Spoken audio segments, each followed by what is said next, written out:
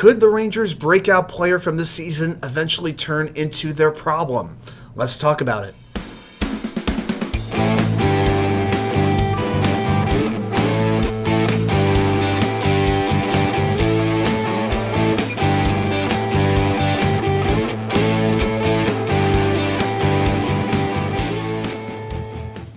And well, welcome back to New York Sports WickerMedia. I'm Watu-K99. Thank you, as always, for taking the time to watch these videos. If you're new here, a like and a subscribe are very much appreciated. If you're returning, welcome back. I appreciate your support. Okay, so I want to talk a little New York Rangers hockey. They haven't played in over a week. Thank God the atrocity that was the All-Star game and All-Star festivities are behind us, and now we can get back to some real NHL action tonight. New York Rangers host the Calgary Flames, but I want to take a minute and talk about Filip Chytil, who has probably been the Rangers' breakout player from this season.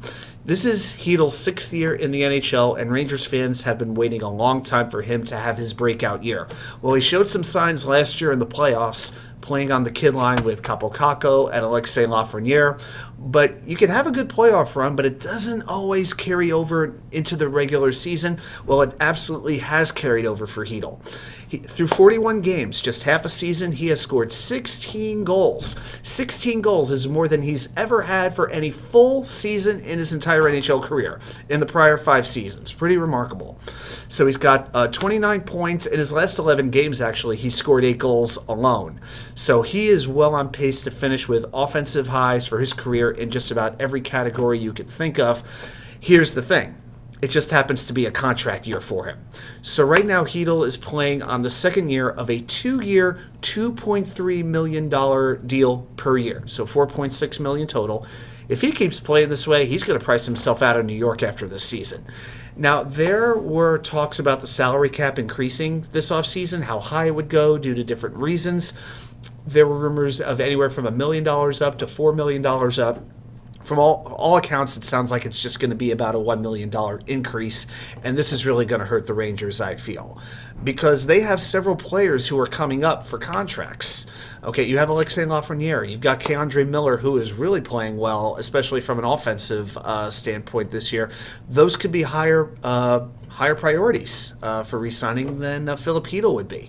So, and here's the thing, with the salary cap, the Rangers have a whole lot of their core locked up. At goalie, you have Igor Shesterkin locked up. On defense, you have Jacob Trouba and Adam Fox on very expensive deals. You know, at forward, you've signed Mika Zibanejad, Chris Kreider, Artemi Panarin, Barclay Goodrow is making $3.6 million per year. You know, you just signed Vinny Trocheck as well to play center. You know, so there's a whole lot of expensive contracts on this team, but ones that all really seem to make sense at the time. At this point, you have to wonder, and here's the other thing, those players, a lot of them have no movement clauses or restricted movement clauses. So, you know, the Rangers general manager, Chris Drury, could walk up to Artemi Panarin and say, hey, we want to trade you to Seattle, and he could put his foot down and say, no, I only want to be traded to this team, or this team. You know, he could do that. So the Rangers are kind of in a bind, really, with this salary cap situation.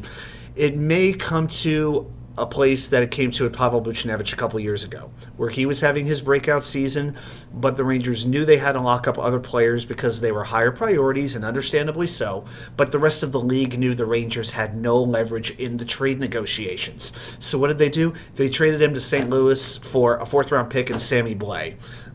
Just very, very disappointing value, while Buchnevich has gone on to really establish himself as a top-line player in the NHL.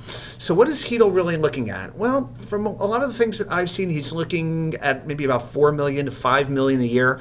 I have no doubt if the Rangers could fit that in their salary cap, they would, but I don't think they could do that unless they're able to trade some other pieces off, and that's going to be very challenging to do. Put it this way. If Chytil doesn't stay, I think Lafreniere is probably gone, because I think the priority to keep this offseason is kandremiller. But the kid line of Chytil, Kakko, and Lafreniere, I don't think you're going to see all 3 of them back here next year. I think one of them is definitely going to have to go. So who knows what Chytil wants, though? Maybe he wants to stay in New York. Maybe he'll take less money per year, but he wants the longer-term security. It's going to be very interesting for the offseason, but as the second half of the season resumes, Filip Chytil's play is going to be very important because if he plays too well, the odds could be getting less and less that he is going to stay with the New York Rangers for the 2023-2024 season. So those are my thoughts. I want to hear your thoughts. Put them down in the comments. Thanks again, everybody, for watching. I'll see you back here with more content once I'm back in the wicker chair.